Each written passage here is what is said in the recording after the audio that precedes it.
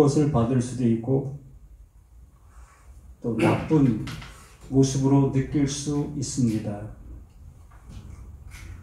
이것은 나의 입장 속에서 보는 것과 하나님의 입장 속에서 나타나는 것과는 차이가 있는 그 모습이지요.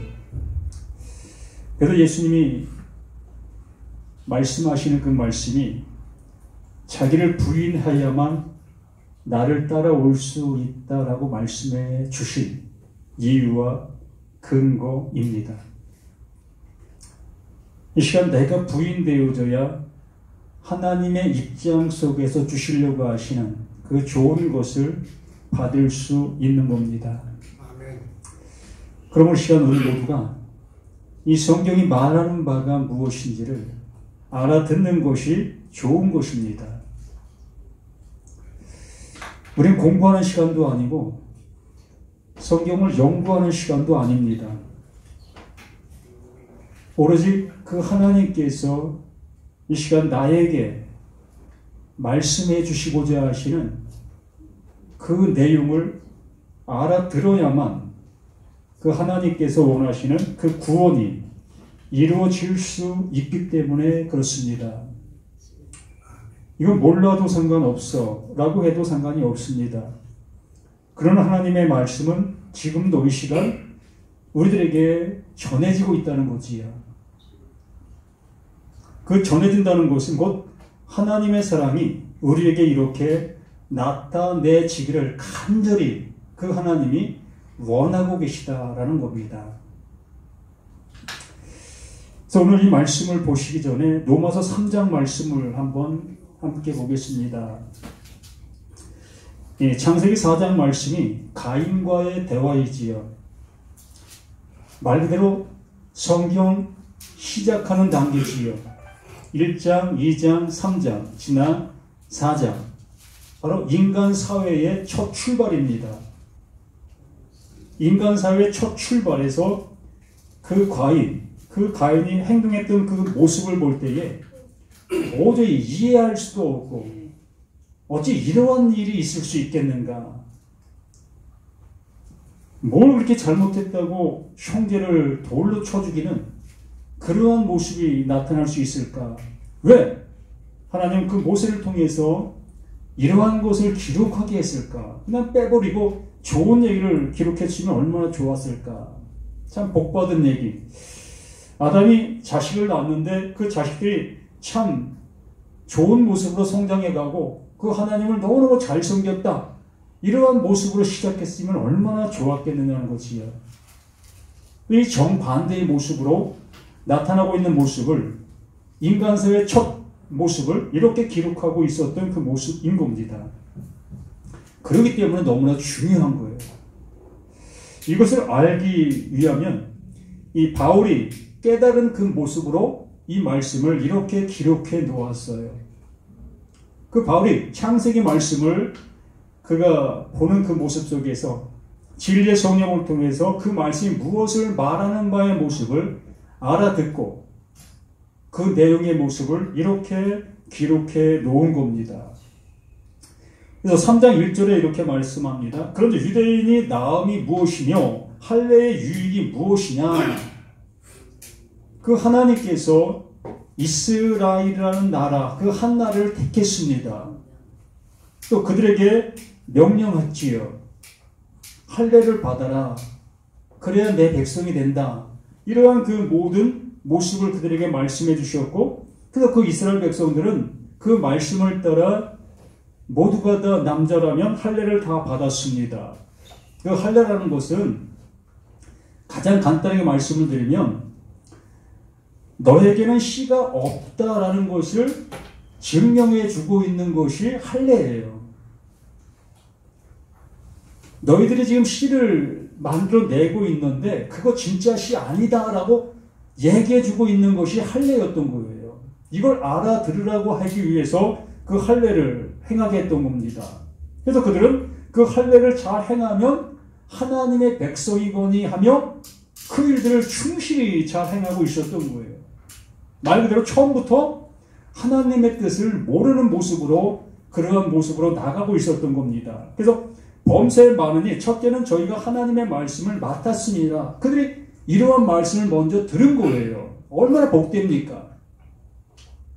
천지를 창조하신 그 하나님이 자신들을 택했고 자신들에게 말씀을 주신 거 이보다 더 기쁜 일이 어디 있겠습니까? 여기 계신 우리 모두에게도 하나님께도 말씀해 주시고 계시지요. 그 말씀을 들었고 그 들은 세월이 많게는 수십 년의 모습으로 여기까지 왔습니다.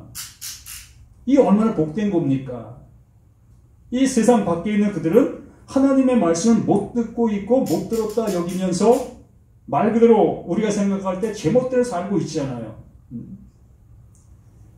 우리는 그 말씀을 듣고 그 말씀 안에서 이렇게 1절의 모습처럼 택함 받은 자요 또 할례를 행하고 있는 나의 모습으로 지금 현재 살아가고 있는 우리 자신들이라는 겁니다. 또 3절에 어떤 자들이 믿지 아니하였으면 어찌하리요? 믿지 아니함이 하나님이 믿부심을 패하겠느냐? 믿는 것과 안 믿는 것, 내가 믿는 것과 내가 안 믿는 것, 그러한 조건으로 인해서 하나님이 하시는 그 일이 나의 믿음 여하에 따라 좌우될 수 있겠느냐라는 얘기지요. 아니라는 얘기죠. 내가 믿든 내가 믿지 아니하든 하나님은 하나님의 일을 행하고 계시다는 겁니다. 그렇기 때문에 무서운 거예요. 정말 그 하나님께서 원하시는 그 모습은 내가 나가야만 그 하나님이 이루시는 그 이루심에 내가 동참할 수 있는 겁니다. 그러나 내 생각이 맞다 여기면서 내 멋대로 나가는 그 모습이 되어진다면 하나님께서 원하시는 그 모습을 내게 이루어질 수가 없다는 얘기지요.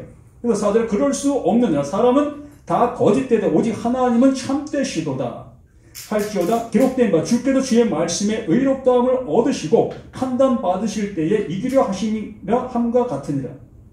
하나님의 말씀만 진리인 것을 드러내시려고 하고 계시다는 겁니다. 우리와 싸운다는 거예요. 우리와 다툰다는 겁니다. 법정에서 죄를 지은 사람과 또 검사와 또한 그 판사가 서로 다툼을 하지요. 그 다툼하는 그 가운데 속에서 죄인 된 그가 증명이 되어질 때 그가 죄의 벌을 받는 겁니다. 바로 그 하나님께서 우리와 다툼을 하는 거예요. 말씀을 우리에게 넘겨주시고 그 말씀을 넘겨주신 그 말씀에 비추어 내가 그 말씀에 합당한가 합당하지 아니한가의 모습을 다투시는 겁니다. 그랬을 때에 나의 모습이 드러나게 되어지면 그것에 대한 징계를 받게 되는 거고요. 또 그렇지 아니하면 그 하나님께서 거기에 대한 또 사랑을 주시는 거고요. 바로 이러한 말씀을 우리에게 해주시는 겁니다.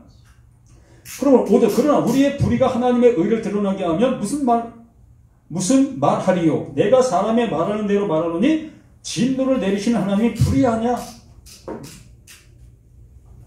우리의 행동 여하에 따라 우리의 죄가 좌우되어지는 그 모습이 되어진다면 그 하나님이 불의한 하나님이 될 수 있겠느냐는 겁니다. 그렇지 않다는 거예요. 이미 하나님께서는 명확한 답을 내어 놓으셨습니다. 그러므로 우리 자신들이 그 답을 찾아가야 되는 거예요. 우리 여하에 따라 그 하나님의 답이 변하는 것이 아니라 하나님의 답은 이미 정확하게 정해져 있어요. 그 정해진 그 답을 우리에게 제시하시는 그 모습으로 말씀해 주시고 계시는 겁니다. 그러므로 우리는 그 말씀을 통해서 나의 모습을 발견해야 되는 거예요. 그게 우리의 책임인 거예요. 6절에 결코 그렇지 아니하니라. 만일 그러면 하나님께서 이 세상을 심판하시리요. 그러나 나의 거짓말로 하나님의 참되심이 더 풍성하여 그의 영광이 되었으면 어찌 나도 죄인처럼 심판을 받으리요. 또는 그러면 선을 이루기 위하여 악을 행하지 아니하겠느냐. 어떤 애들이 이렇게 비방하여 우리가 이런 말을 한다고 하니 저희가 정죄받는 것이 옳으니라. 내가 죄를 지어야만 어떠한 모습에 그 하나님께서 의롭다함이 드러나고 있다. 이렇게 생각하고 있는 이들이 많다는 거예요.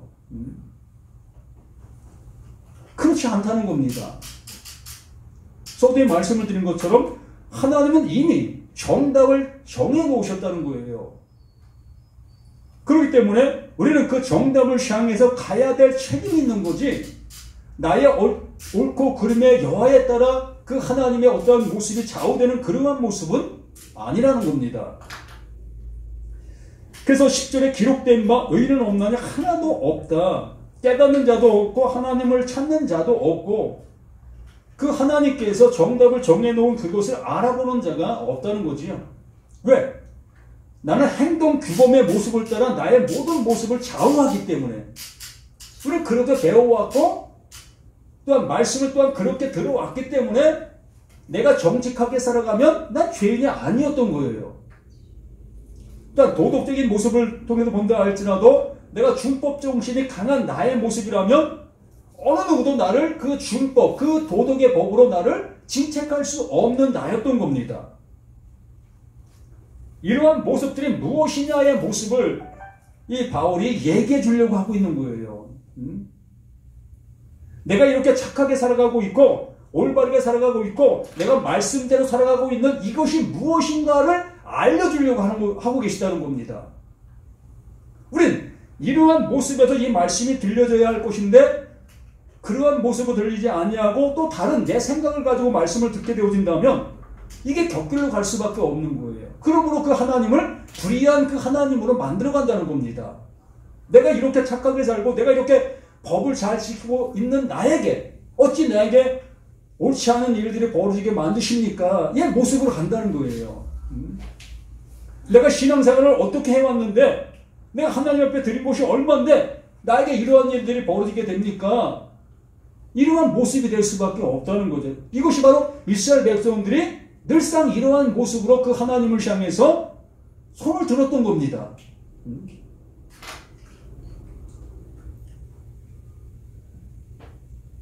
그래서 시절 다 치우쳐 한 가지로 무익하게 되고 선을 행하는 자가 없나니 하나도 없도다. 그 선, 그 하나님이 답을 정해놓으신 것을 알아보는 자가 한 사람도 없다는 거예요. 이게 정답이었습니다. 우리 사람들 세계 속에서의 정답이 이거였던 거예요. 우리는 그 하나님의 정답을 알아볼 수 없는 자다. 그러면서 13절을 말하고 있는 겁니다. 저희 목구멍은 열린 무덤이요. 이 말씀을 잘 기억하시기 바랍니다. 저희 목구멍은 열린 무덤이요. 그 혀로는 속임을 베풀며 그 입술에는 독사의 독이 있고 그 입에는 저주와 악독이 가득하고 그 발은 피 흘리는데 빠른지라. 이것이 누구의 모습이라고요? 의롭다 여기며 그 하나님의 말씀을 준행하고 있었던 그들의 모습이 이러했다는 겁니다. 왜? 율법을 그들이 자신의 목숨보다 더 소중히 여기며 그걸 지켰겠습니까? 그 지킨 이유가 뭐겠습니까? 그 하나님이 정해오신 그 정답을 향해서 가고자 하는 그 열심으로 그걸 행하고 있었던 겁니다.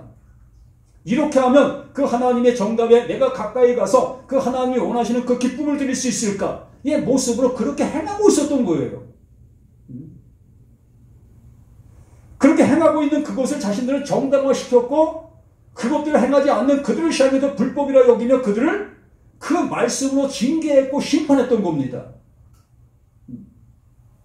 그래서 그 예수님이 계신 그곳에 가늠하다 잡힌 그 여인을 데리고 와서 모세의 율법에는 이를 돌로 치라 명했습니다. 그런데 당신은 어떻게 이 여인을 향해서 행하시겠습니까? 이 모습으로 나올 수밖에 없었던 겁니다. 왜? 자신들이 지금 행하고 있는 그 모습이 옳다 여긴 것이고 하나님 기뻐하시는 그 자리에 존재하고 있다 여기는 그 모습 속에서 이러한 결론을 내릴 수밖에 없었던 거예요. 그러한 모습을 이 바울이 이렇게 한마디로 일축하는 겁니다. 저희 목금은 열린 무덤이다. 그 혀는 속임을 베풀며 그 입술에는 독사의 독이 있고 그 입에는 저주와 악독이 가득하고 그 발에 피 흘리는데 빠르다라는 그 모습으로 이렇게 결론을 내려놓은 그 모습인 거예요. 이것이 창세기 4장 다시 글로 돌아가서 보시게 되면 그게 인류의 시작의 모습이 이러한 거예요.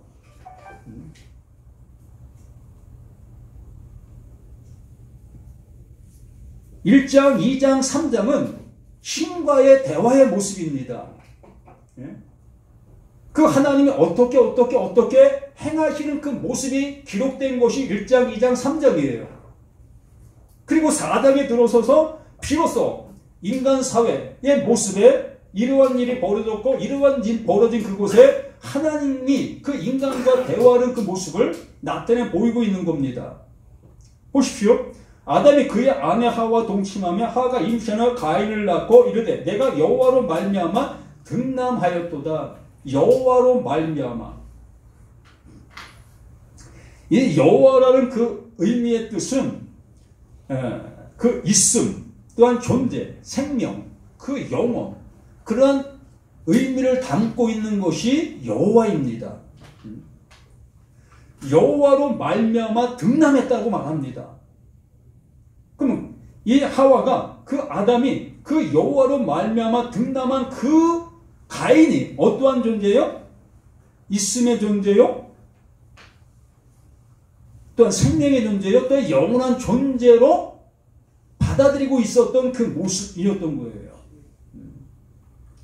그러던 그가 3절 세월이 지난 후에 가인은 땅의 소산을 제물로 삼아 여호와께 드렸고 아벨은 자기의 양의 첫 새끼와 그 기름으로 드렸으니 여호와께서 아벨과 그의 제물은 받으셨으나 가인과 그 제물은 받지 아니하신지라 가인이 몹시 분하여 안색이 변하니 이게 참 속 터질 일 아닙니까? 아담과 하와는 가인과 아벨을 정말로 하나님 주신 그 선물로 받아들였고 그들을 잘 양육하여 이제 장성한 자가 되어 이제 홀로 서는 모습을 보게 됩니다. 이렇게 홀로 서는 모습 속에서 가인도 그 자신이 농사한 것을 가지고 그 하나님 앞에 제물로 드렸고 또 아벨 또한 자신이 수고한 그 모습을 가지고 그 하나님 앞에 제물로 드렸고 그런데 참 가인의 것은 그 하나님이 안 받으셨습니다. 제물뿐만 아니라 가인도 안 받았어요. 그러나 어찌됐든지 이 아벨의 것은 그 제물과 그 아벨도 다 받으셨어요. 그럼 무슨 얘기겠습니까? 그 제물을 드리는 것과 드린 자와 하나라는 얘기죠. 똑같다는 얘기예요. 그 제물과 그 드린 자의 모습이 똑같다는 겁니다. 이러한 모습 속에서 그러면 가인이 드린 땅의 소산은 그 하나님이 안 받으시는가? 아니지요. 땅의 소산 또한 그 하나님께서 드리라 명하셨어요. 또 받으셨습니다. 근데 여기에는 그 하나님께서 말씀해 주시려고 하시는 그 내용이 담겨있는 그 모습이었던 거지요. 이걸 통해서 무엇을? 하나님께서 이루시려고 하시는 구원의 섭리의 모습을 우리에게 알려주시려고 하시는 그 모습이라는 겁니다. 이게 인류의 시작이라고 말씀을 드렸습니다. 눈에 보이는 인류의 시작이 이러한 모습인 이 모습을 통해서 하나님께서 눈에 보이는 지금 현재 나를 향해서 이루시고 계시는 그 이름을 보여주시고 있는 내용인 겁니다.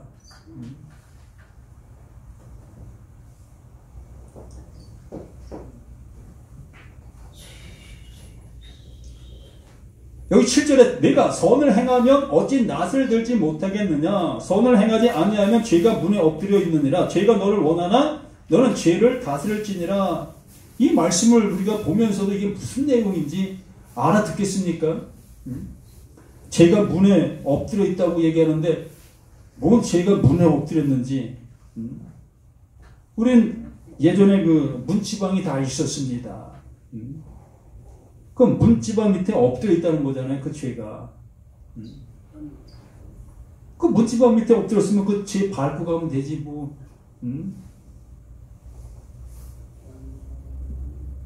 재물과 재물 드리는 자가 하나다라고 얘기를 했습니다. 여기서 그러면은 내가 선을 행하면 어찌 낯을 들지 못하겠느냐. 그러므로 가인이 선을 행하지 않냐고 있다는 얘기죠. 무슨 얘기겠습니까? 하나님께서 말씀해 주셨어요. 우리가 노마서의 말씀을 본 것처럼 하나님은 이미 정답을 우리에게 주셨습니다. 그 정답을 주셨는데도 불구하고 우리 사람들은 사람의 입장 속에서 그 정답을 내가 준비하여 그 하나님 앞에 드리고 있었던 겁니다. 이게 가인이 땅의 소산으로 그 하나님 앞에 드리고 있었던 이 모습인 거예요. 말 그대로 최선을 다해서 열심을 다해서 내 입장 속에서 그 하나님을 향해 드리고 있는 그 상태적인 그 모습이 이 가인의 모습인 겁니다.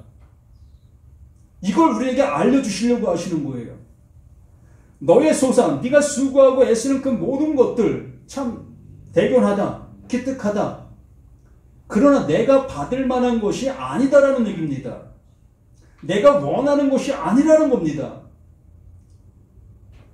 그러므로 하나님께서 원하시는 게 도대체 뭡니까의 모습으로 우리는 그 말씀 앞에 무릎을 꿇었어야 될 우리 자신들인데도 불구하고 그 하나님을 향해서 왜 받지 아니하십니까? 왜 내게 응답하시지 아니하십니까?의 모습으로 나아가고 있었던 우리 자신들의 신앙의 모습들이라는 거예요.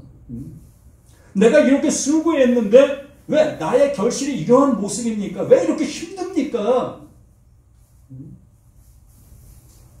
특히 개척교회 하시는 목사님들의 모습이 이러하지요. 먹을 것 먹지 못하고 잠도 제대로 못 자면서 온갖 힘든 모습의 생활을 하면서 그 부르짖던 그 모습이 왜 이렇습니까의 모습으로 발버둥의 모습의 결과가 그 괴로움의 모습이 아니었느냐는 거예요. 이게 뭐예요? 바로 이 가인의 모습을 가지고 그 하나님을 향해서 애쓰는 그 모습에 왜 하나님 내가 이렇게 했는데 이것에 대한 대가를 주셔야지 왜 안 주십니까? 그러면 교회를 크게 부흥시킨 목사들은 그럼 그 하나님 앞에 응답 받은 건가요? 우리는 이러한 잣대의 모습을 가지고 이러한 모습을 바라보기 때문에 이게 하나님 말씀을 못 듣는 죄인의 모습이라는 겁니다. 오히려 그러한 모습으로 부흥시키고 그러한 모습으로 정말 성장한 그러한 모습이라면 그 하나님 앞에는 아무 관심도 없는 그 단체가 돼버리는 거예요. 하나님의 이름을 부르지만 하나님의 이름이 그 안에 없는 그 존재의 모습으로 나타나게 된 것입니다. 그게 결과는 뭐예요? 정말 한 사람 나에게 이 말씀이 들려지고 있다면 그것이 그 하나님의 가장 기뻐하실 수 있는 그 영혼이 되는 거지요. 그 하나님의 존재성이 거기에서 드러나고 있으니까 하나님의 정답이 그 안에서 나타나고 있으니까 이보다 더 기뻐하실 그 하나님이 어디 계시겠습니까? 우리는 이러한 존재가 되어져야 할 거예요. 내 눈에 보이는 것이 많이 있지 않다 할지라도 진정 이러한 모습 속에서 그 하나님의 말씀이 내게 들려진다면 무엇이 보이겠느냐는 거예요. 분명히 7절에 말씀한 것은 내가 선을 행하면 어찌 낯을 들지 못하게 그 선을 행하면 그 하나님의 그 은혜를 알아볼 수 있다는 거예요. 지금의 상태의 나의 모든 모습들을 비로소 알 수 있다는 겁니다. 그 하나님이 주시려고 하시는 그 주심이 무엇인지를 알 수 있다는 겁니다. 그런데 그렇지 못한 그 모습 속에서 내 중심적인 그 모습으로 나아가는 그 모습이기 때문에 그 하나님이 받으실 수 없는 그 모습이 나타나는 겁니다. 이것이 하나님 보시기에 죄다라고 얘기를 하는 거예요. 여기에서 죄가 시작된 거예요.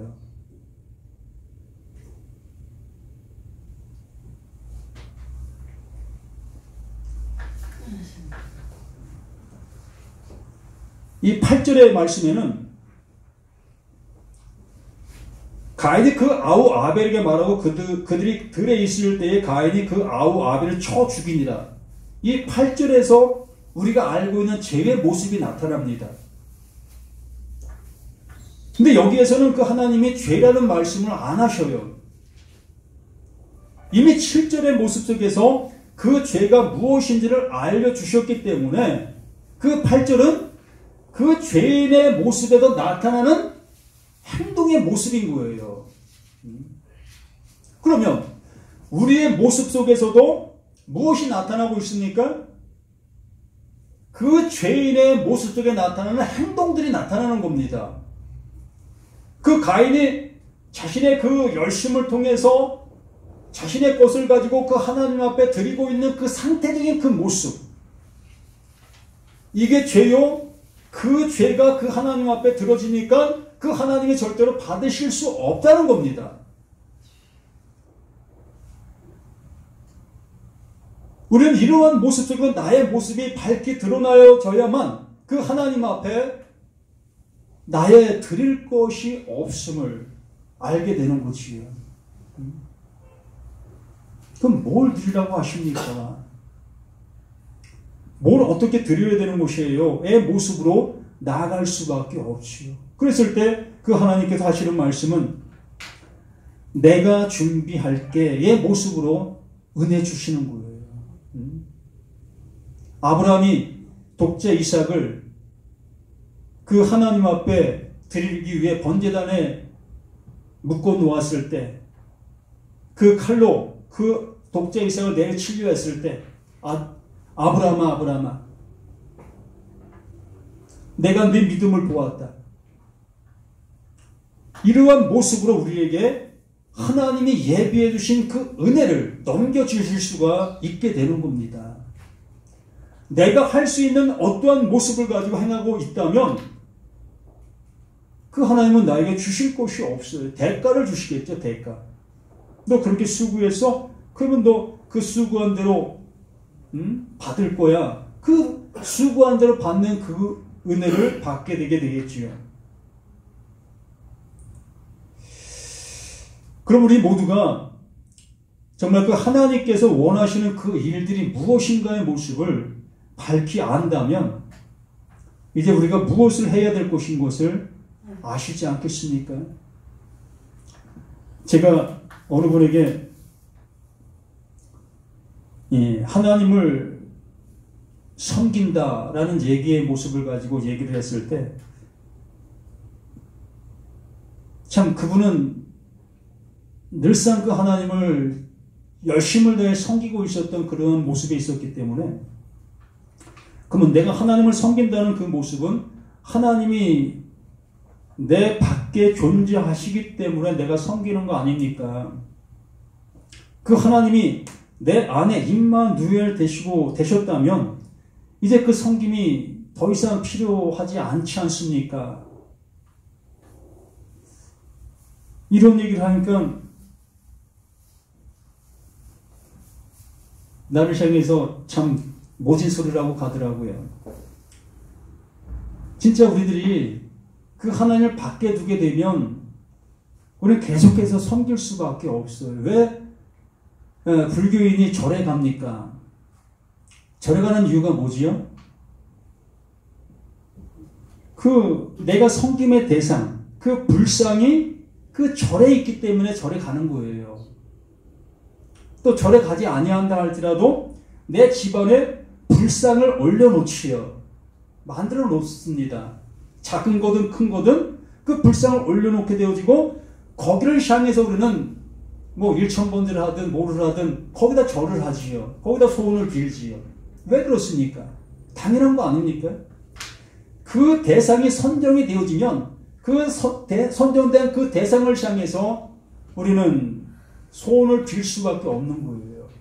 그러므로 그 하나님도 내 안이 아닌 밖에 존재하게 되어지면 그 밖에 존재하는 그 하나님을 향해서 우리는 부르짖을 수밖에 없는 거예요. 열심을 낼 수밖에 없는 겁니다. 근데 그 하나님께서 우리 안으로 오시겠다고 하시잖아요. 내 안에 임마누엘 되셔서 내가 너와 하나가 되어줄게의 모습으로 뭐 수없이 성경에서 말씀해 주시고 계시잖아요. 그러면 그 말씀은 도대체 그럼 뭘 얘기하는 걸까요? 정말 그 말씀을 내가 믿는다면, 하나님께서 말씀하신 말씀으로 여긴다면 그 말씀으로 내가 그 하나님과 하나 되어진 그 모습이라면 이제 밖에 두고 섬길 이유가 없잖아요. 밖에 두고 몸부칠 이유가 없잖아요. 이게 뭐가 잘못됐다고 등을 돌립니까? 정말 바르지 못한 걸 바르지 못하고 얘기할 때 그걸 알아들을 수 있는 우리들이 돼야 되는 거 아니겠습니까? 저도 수십 년간 밖에 두고 그 하나님을 섬겼어요. 기도하라면 누구보다 더 큰 소리로 외쳤고요. 나무 뽑으러 하면 누구보다 더 열심히 나무를 뽑았고요. 금식하라면 누구보다 열심히 금식했고요. 또 하나님 앞에 드리라면 정말 누구보다 더 열심히 드렸습니다. 저도 그렇게 해왔어요. 그러한 저에게 그 하나님께서 알려주신 그 은혜가 내가 너와 함께 할게. 그러한 모습으로 나에게 이름의 은혜를 주시게 되었다면 더 이상 그 하나님을 향해서 애쓰고 힘쓸 이유가 없잖아요. 이미 나와 하나가 되신 그 은혜 속에서 이제 나 안에서 그분이 영광을 받으시는데 이 말씀을 보면 볼수록 야, 이걸 통해서 그 하나님이 영광을 받으시고 계시구나. 바로 나의 이 못난 모습을 통해서 더욱더 나에게 은혜 주시려고 하고 계시는 하나님이셨구나. 어떤 것이 더 기쁨의 모습으로 나가겠습니까? 내가 열심을 다해서 밖에 두고 섬기는 자입니까? 안에 있는 것이 기뻐서 그 기쁜 그 하나님에게 더 좋은 것을 먹여드리기 위해서 이 말씀을 볼 때 그 말씀으로 먹는 내 모습이 되겠느냐는 겁니다. 진리를 우리는 이제 마음껏 먹는 자가 되어야지요. 밖에 두고 찾는 자가 아니라. 제발 이러한 모습으로 가인을 통해서 나를 보실 수 있는 우리들이 되길 바랍니다. 바로 가인은 누구도 아닌 나예요. 내가 가인인 거예요. 땅의 소산을 가지고 그 하나님을 섬길 수밖에 없었던 나였던 겁니다. 이 바울은 그걸 알았기 때문에 그 바울 로마서의 3장에 그렇게 기록하고 있었던 거예요. 자신이 그러했던 겁니다. 그러했던 그 모습을 너무나 잘 알았기 때문에 그 모습을 실토한 그 모습으로 우리에게 너희도 그렇다. 그러므로 오직 그 하나님이 주시는 그 은혜만이 온전해질 수 있다는 것을 우리에게 알려주시고 있었던 말씀이라는 것을 기억해 주시기를 간절히 부탁을 드립니다. 아버지 하나님 감사드립니다. 더욱더 믿음의 충만함이 우리 모든 모습 위에 하나하나 일궈져 갈 수 있도록 도와주시길 소망합니다. 그 하나님의 말씀이 나를 기경할 때에 정말로 꽁꽁꽁 내 발로 밟는 내 밭이 되지 않고 그 기경하는 그 아버지여 쟁기에 온전히 파헤쳐질 수 있는 나가 될 수 있도록 도와주시옵소서. 그리하여 그 파헤쳐진 그 밭에 그 하나님께서 심기 원하시는 그 씨를 온전히 뿌려줄 수 있는 내가 될 수 있도록 도와주시옵소서. 이 시간도 그 모든 것에 감사드리며 생명 주신 예수 그리스도 이름으로 간절히 기도드립니다. 아멘. 찬송가 270장